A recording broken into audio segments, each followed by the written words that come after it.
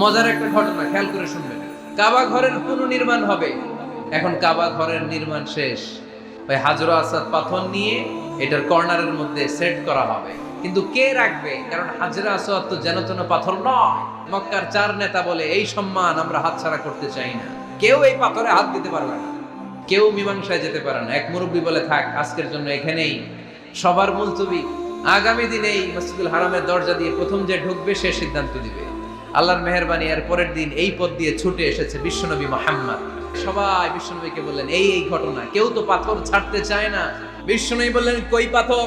জান্নাতারে বললেন, ও জান্নাতা, কাপড়ের 4 কর্নারে তোমরা ধরো। বিশ্বনবী নিজ হাতে পাথরটা নিয়ে কাপড়ের মাঝখানে রেখে দিলেন।